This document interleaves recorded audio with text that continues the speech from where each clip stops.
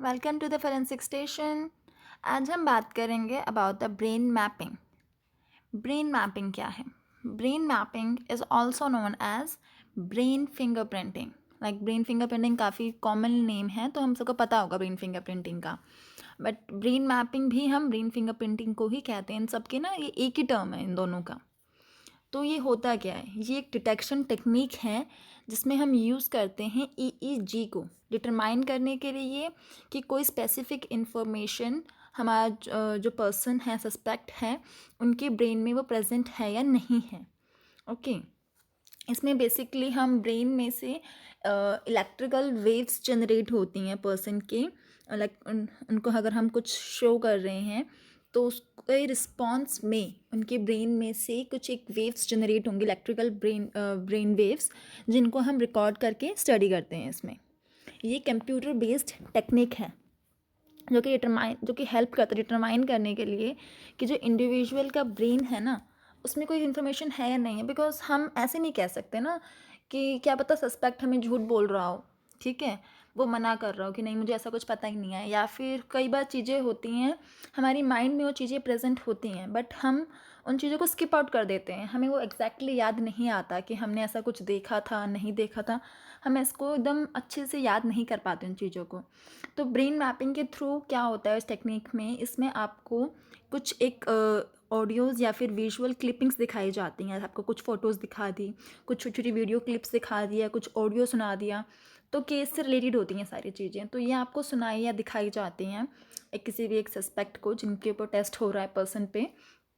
तो उस रिस्पॉन्स में अगर वो चीज़ आपको पहले पता होगी या माइंड में ऐसी कुछ इन्फॉर्मेशन आपके स्टोर्ड होगी, तो उस रिस्पॉन्स में आपकी ब्रेन से इलेक्ट्रिकल वेव्स जनरेट होती हैं और उन वेव्स को रिकॉर्ड किया जाता है। और ये जो वेव्स जो रिस्पॉन्स में आती हैं कि हाँ ऐसा कुछ इन्फॉर्मेशन स्टोर्ड है या नहीं है, तो उस रिस्पॉन्स को जो शो करने के लिए जो वेव्स जनरेट होती हैं वो होती हैं P300 ब्रेन वेव्स।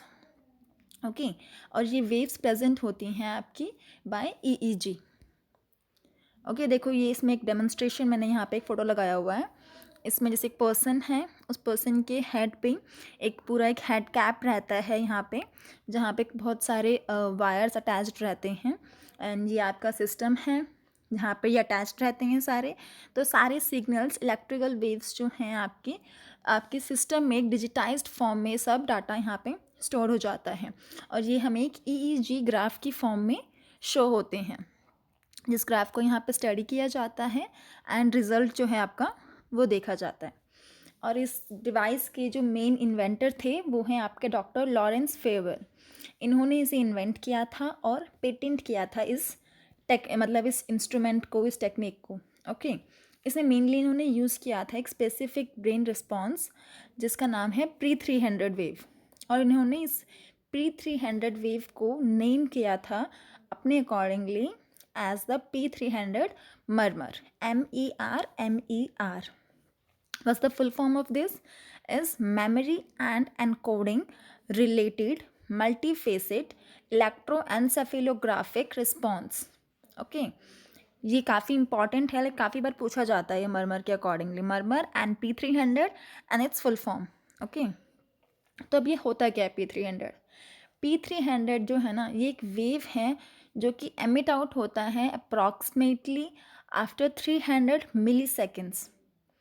मतलब अगर कोई भी एक स्टिमुलस है या कोई भी आपको रिस्पॉन्स मतलब है, जैसे आपको शो किया एक सस्पेक्ट को, तो उसके रिस्पॉन्स में, उसके स्टिमुलस में जो भी वेव्स जनरेट आउट होंगी after the 300 milliseconds, these waves are called as P300 waves. और ये P300 वेव जो है ना, ये एक इवेंट रिलेटेड पोटेंशियल है। मतलब कुछ अगर इवेंट हो रहा है सामने, तो उसके रिलेटेड में, मतलब उसके स्टिमुलस से जो रिस्पॉन्स आपकी जनरेट हो रही हैं वेव्स, वो होती हैं आपकी P300। ये एक एंडोजिनस कंपोनेंट है that has a positive deflection that occurs in the scalp in the process of decision making. मतलब अगर आप कुछ डिसीजन लेने के दौरान, तो आपके ब्रेन में ये प्रोड्यूस होती हैं ये waves as a positive deflection कि हाँ आपने कुछ चीज़ देखी, उसके रिस्पॉन्स में जो आपका एक वेव्स जो जनरेट हो रही हैं आपके इलेक्ट्रिकल ब्रेन वेव्स। और सस्पेक्ट की जो brain wave response to stimuli are measured in non invasively using head band equipped with EEG sensors. और आपका ये जो हेड बैंड होता है ना, जो आपके स्कैल्प पे या आपके हेड पे जिसे लगाया जाता है, ये आपका EEG सेंसर से इक्विप्ड रहते हैं। तो आपकी अब ये जो हेड बैंड है ना, इसको हम इलेक्ट्रो कैप कहते हैं, ठीक है। इस इक्विपमेंट का नाम इलेक्ट्रो कैप है। इसमें 19 इलेक्ट्रॉनिक सेंसर्स होते हैं जो कि फिक्स्ड किए जाते हैं सस्पेक्ट के शेवन स्कैल्प पे फॉर रिकॉर्डिंग EEG। जैसे कई मतलब डायग्राम्स आपको मिल जाएंगे ऐसे नेट पे कि इन्होंने जैसे हेयर्स के साथ में कैप डाला हुआ है, बट ऐसा नहीं होता है। जो प्रॉपरली जो कंडक्ट किया जाता है टेस्ट इनका, अगर ब्रेन मैपिंग किसी की जा रही है पर्सन की, तो उनके पहले स्कैल्प को शेव किया जाता है, शेव्ड आउट स्कैल्प पे। उसके बाद आपके ये इलेक्ट्रो कैप लगाई जाती है, बिकॉज उससे काफ़ी अच्छे आपको इलेक्ट्रिकल वेव्स जो हैं वो काफ़ी अच्छे तरीके से वहाँ पे कैप्चर रिकॉर्ड किया जा सकता है, ठीक है। और ये डिपेंड करता है आपके कॉग्निटिव ब्रेन रिस्पॉन्स पे। और फिर EEG क्या होता है? अब EEG क्या है? EEG एक टेक्निक है जिसे हम मेजर करते हैं electrical activity of the brain. Brain की इलेक्ट्रिकल जो एक्टिविटी हो रही है ना, जो ब्रेन वेव्स जनरेट हो रही हैं, इसको यहाँ पे मेजर कर रहे हैं EEG के थ्रू। EEG क्या है? इलेक्ट्रोएन्सेफेलोग्राफी। ओके, मतलब ये ग्राफ है, ठीक है। तो ग्राफ है जो कि इलेक्ट्रिकल ब्रेन वेव्स को एक ग्राफिकल फॉर्म में वहाँ पे आपको शो आउट कर रहा है ये, ठीक है। इन EEG इलेक्ट्रोड्स जो हैं are most commonly placed on the scalp of the patient, primarily detect the electrical activity of neurons in the cerebral cortex. यहाँ पे क्या हो रहा है? स्कैल्प को पेशेंट की स्कैल्प पे रख रहे हैं, तो उससे जो इलेक्ट्रिकल एक्टिविटी है ना न्यूरॉन्स की और इन सब की, तो उसे यहाँ पे मेजर आउट किया जा रहा है। बट यहाँ पे क्या होता है ना, एक पर्टिकुलर आप एक अगर आप चाहोगे कि हाँ मुझे इस पर्टिकुलर न्यूरॉन की एक्टिविटी को जानना है, तो वो नहीं यहाँ पे पॉसिबल हो पाता। यहाँ पे ये जो है ना पूरी की पूरी बल्क का यहाँ पे जो रिस्पॉन्स है वो यहाँ पे मेजर्ड होता है। Detects the signals created when the population of neurons are active at the same time। मतलब जब बहुत सारे न्यूरॉन्स एक साथ एक्टिव हैं या एक साथ कोई रिस्पॉन्स जनरेट कर रहे हैं, वो यहाँ पे मेजर आउट होते हैं। अगर आप चाहो कि अगर आपको पर्टिकुलर एक न्यूरॉन का अगर आपको कुछ मेजर्ड करना है, चेक करना है, तो वो इसका यहाँ पर ड्रॉबैक हो जाता है। और जो EEG है ना, ये आपको एक प्रोवाइड करता है image of electrical activity in the brain represented as waves of varying frequency, amplitude and shape। अब EEG यहाँ पे आपको एक इमेज प्रोवाइड कर रहा है। मतलब अब ब्रेन में तो इलेक्ट्रिकल एक्टिविटी हो रही है, वो वेव्स पास आउट हो रहे हैं, बट आप उन वेव्स को ऐसे अगर आप चाहो तो आप नहीं देख सकते हो, नहीं आप अंडरस्टैंड कर पाओगे, मेजर आउट कर पाओगे। तो EEG यहाँ पे आपको हेल्प आउट कर रहा है इन measuring those electrical waves and representing them in the graphical form in the form of different waves of varying frequency, amplitude and shape। Okay, देखो यहाँ पे एक मैंने डायग्राम लगाया हुआ है, ये ब्रेन है आपकी। ओके, यहाँ से अब आपकी डिफरेंट डिफरेंट वेव्स जो हैं वो जनरेट आउट हो रही हैं। ओके, एंड सब वेव्स का अलग अलग एम्पलीट्यूड, फ्रीक्वेंसी सब कुछ डिफरेंट है यहाँ पे। तो ये सब जो है ये EEG आपको रिप्रेजेंट करता है। फिर यहाँ पे है आपके पास 4 स्टेजेस इन ब्रेन फिंगरप्रिंटिंग। अब जो हमारी ब्रेन मैपिंग है ना, उसमें बेसिकली 4 स्टेजेस आ जाते हैं। क्या क्या है वो 4 स्टेजेस? एक तो है क्राइम सीन एविडेंस कलेक्शन, मतलब आपने पूरे क्राइम सीन से जो जो भी आपका वर्कआउट था आपने वो सारा कर लिया। ओके, मतलब मान लो ये आपका टेस्ट से पहले का आपका ये होमवर्क था, आपने ये सारा यहाँ पे इंफॉर्मेशन कलेक्ट कर ली। उसके बाद में आपका करना है ब्रेन एविडेंस कलेक्शन, मतलब जो भी आपका सस्पेक्ट है या जो भी पर्सन है जिनके ऊपर आप ये टेस्ट परफॉर्म कर रहे हो, उनकी ब्रेन में जो जो भी एविडेंसेस हैं या आपको लगता है उन्हें ये इन्फॉर्मेशन पता है या नहीं पता है या होनी चाहिए, तो आप वो सारी इन्फॉर्मेशन वहाँ से कलेक्शन आउट करोगे। अब उन दोनों इन्फॉर्मेशंस को फिर आप स्टडी करोगे। आपके जो कंप्यूटर में जो आपके पास ग्राफ वगैरह आए हैं, आप उन्हें स्टडी आउट करोगे और इन सभी चीज़ों को टुगेदरली मिला कर के हमें तब एक साइंटिफिक रिजल्ट्स पे आना है। अब ये प्रोसेस में ऐसा कुछ नहीं है कि आप मतलब यहाँ पे कुछ जादू वादू हो रहा है, नहीं, ये एक साइंटिफिकली प्रोसेस्ड है। तो इसमें सब कुछ क्या एक रीज़न के अकॉर्डिंगली हो रहा है कि हाँ अगर ये वेव जनरेट हो रही है तो ऐसा है और ये ऐसा है, मतलब हर चीज़ के लिए यहाँ पे आपके पास एक साइंटिफिक रीज़न है फॉर डिफाइनिंग इट। अब यहाँ पे ग्राफ प्रोड्यूस हो रहे हैं, तो ग्राफ कैसे होते हैं आपके, जो सस्पेक्ट का जो चार्ट होता है ना, उसे हम एनालाइज करेंगे by looking at 3 kinds of information represented by 3 different coloured lines. अब यहाँ पे हमें 3 इन्फॉर्मेशन मिलती है ग्राफ्स में, और तीनों अलग अलग कलर से रिप्रेजेंट होती हैं। जो रेड है, रेड कलर आपको शो करेगा कि जो इन्फॉर्मेशन है suspect is expected to know, मतलब कि हम ये उम्मीद कर सकते हैं कि हाँ सस्पेक्ट को ऐसा कुछ पता है या इस बारे में कुछ पता होगा। ठीक है, यहाँ पे हम कंफर्म नहीं कह सकते कि हाँ उन्हें पता ही है, बट हो सकता है उन्हें पता हो।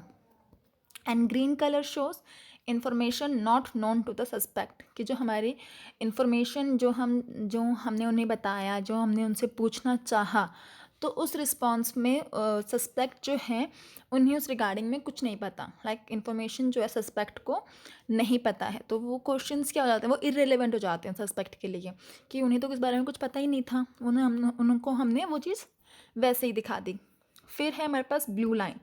जो ब्लू लाइंस हैं वो हमें बताएंगी information of the crime date only perpetrator would know, मतलब ये हमें शॉर्ट ही देती है ब्लू लाइन कि हाँ हमने जो इन्फॉर्मेशन शो करी है वो इन्फॉर्मेशन पक्का पक्का इस सस्पेक्ट को पता है रिगार्डिंग द क्राइम। उस रिस्पॉन्स में उनकी वो वेव्स जनरेट हुई हैं ब्लू कलर्ड। ओके, देखो यहाँ पे जैसे अगर हम डिफाइन करें, हमारे पास 3 कलर की लाइंस तो आ रही हैं। अब हम कैसे पता लगाएंगे कि वो पर्सन जो है या जो सस्पेक्ट है वो गिल्टी है या गिल्टी नहीं है। तो if the person is not guilty तो blue and green lines closely correlate, मतलब हमारी आप यहाँ पे ग्राफ देख सकते हैं रिप्रेजेंट किया है जो यहाँ पे इमेज में। नॉट गिल्टी के लिए ब्लू और ग्रीन लाइन जो है वो क्लोजली कोरिलेट है, मतलब कि suspect doesn't have critical knowledge of the crime. जो सस्पेक्ट हैं उनके पास में क्राइम के रिगार्डिंग में क्रिटिकल नॉलेज नहीं है। क्यों? क्योंकि ब्लू लाइन क्या शो कर रही थी, ब्लू लाइन की इन्फॉर्मेशन जो परपरेटर को पता हो, ग्रीन लाइन की उन्हें नहीं पता है, तो वो दोनों रिप्रेजेंट हो रही हैं, एक साथ कोरिलेट हो रही हैं, तो मतलब वो पर्सन जो है वो गिल्टी नहीं है। और अगर पर्सन गिल्टी है तो ब्लू वाली लाइन और रेड वाली लाइन जो है आपस में कोरिलेट करेगी, कि मतलब ब्लू लाइन क्या था कि पर्सन जो है वो इन्फॉर्मेशन उन्हें पता है सस्पेक्ट को, एंड रेड वाली इज़ एक्सपेक्टेड टू नो, कि उन्हें पता होनी चाहिए या पता होगी। अब पता होगी वाला भी ऑप्शन है यहाँ पे, और उन्हें कन्फर्मली पता है भी है, दोनों दोनों कोरिलेट कर रहे हैं, तो मीन्स द पर्सन जो है वो यहाँ पे गिल्टी है। ओके, मतलब कि suspect has the knowledge related to the crime, मतलब यहाँ पे जो सस्पेक्ट है उनके पास में क्राइम से रिलेटेड इन्फॉर्मेशन है। तो ऐसे आपका ग्राफ जो है यहाँ पे प्रोड्यूस्ड होता है, एंड जो लाइंस कोरिलेटेड होती हैं आपस में उनके अकॉर्डिंग डिपेंड करता है जो पर्सन है वो गिल्टी है या गिल्टी नहीं है। ओके, एंड अब ये कुछ लॉज हैं रिलेटेड में इन टेक्निक्स के। तो क्या है लॉज, जो टेक्निक हमारी ये भी, जैसे मैं आपको रिमाइंड कर देती हूँ पहले वाली भी, हमने अब तक कौन कौन सी पढ़ी हैं। एक आज हमने पढ़ी ब्रेन फिंगरप्रिंटिंग, उससे पहले हमने पढ़ी थी narco analysis and the polygraph test. ये तीनों भी टेस्ट जो हैं इनके लिए सेम लॉज अप्लाइड होते हैं, कि ये तीनों टेक्निक्स जो है इंडिया कोर्ट में, हमारे जो इंडियन कोर्ट्स हैं ना, उनमें एज अ प्राइम एविडेंस के तौर पे ये एक्सेप्टेबल नहीं है, बट इनको हम as a like referral evidence ले सकते हैं, कोऑपरेटिव एविडेंस ले सकते हैं, कि इनके थ्रू हमने कोई इन्फॉर्मेशन निकाली है और उस इन्फॉर्मेशन से हमने फिर कोई प्राइम एविडेंस कलेक्ट करा है। ओके, तो उस प्राइम एविडेंसेस से हम प्रूफ आउट कर सकते हैं, बट जो हमें इन टेस्ट के थ्रू इन्फॉर्मेशन मिल रही है हम उन्हें as a prime evidence court में नहीं शो कर सकते। ओके, सो इसके सपोर्ट करते हैं आर्टिकल 20 क्लोज 3 में कहा जाता है कि जो प्रोविजंस हैं regarding privilege against self incrimination, कि मतलब कोई भी पर्सन अपने लिए या अपने खिलाफ गवाही नहीं दे सकता। Okay, no person accused of any offence shall be completely to be witness against himself, कि मतलब किसी भी पर्सन को हम अपने अगेंस्ट विटनेस होने के लिए फोर्स्ड आउट नहीं कर सकते हैं। ओके, वो उनकी खुद की मर्जी होती है। कि वो चाहें तो गवाही दे दें अपने अगेंस्ट या नहीं दे सकते हैं। ओके, और हमारे पास एक और CRPC सेक्शन भी है, CRPC 161 ऑफ क्लोज 2। अब CRPC क्या कह रहा है यहाँ पे कि every person is bound to answer truthfully all the questions put to him by a police officer. कि मतलब जितने भी क्वेश्चंस अगर आपको पुलिस पूछ रही है, इंक्वायरी हो रही है या आपसे कुछ क्वेश्चंस पूछे जा रहे हैं, तो आपको सभी क्वेश्चंस के सही आंसर देना ज़रूरी होता है, आप इस बात के लिए बाउंड हो। बट जो questions other than questions answer to which would have tendency to expose that person to a criminal charge, penalty और फोर्टिफ्यू।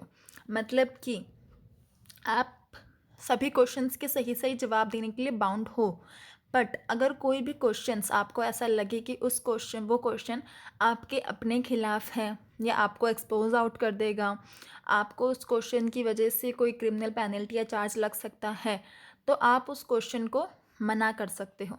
Also prohibit self incrimination statement from an accuse. मतलब कि अगर खुद के अगेंस्ट अगर कोई भी स्टेटमेंट है तो उसे आप मना कर सकते हो।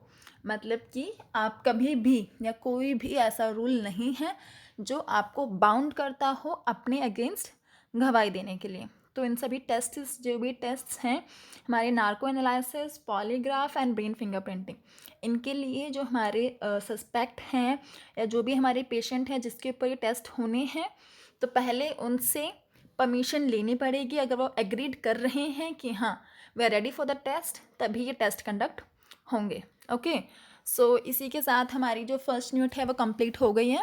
एंड मैंने फर्स्ट यूनिट के रिगार्डिंगली कुछ क्वेश्चंस जो हैं टेलीग्राम चैनल पे डाले हुए हैं। You can check the telegram channel and accordingly मैं कुछ लॉज वगैरह एंड ऑथर्स ये सब की भी लिस्ट में टेलीग्राम चैनल पे डाल दूँगी। ओके, सो टेलीग्राम चैनल का लिंक मैंने नीचे डिस्क्रिप्शन बॉक्स में डाला हुआ है। Okay, so this is all. Thank you everyone, enjoy the day.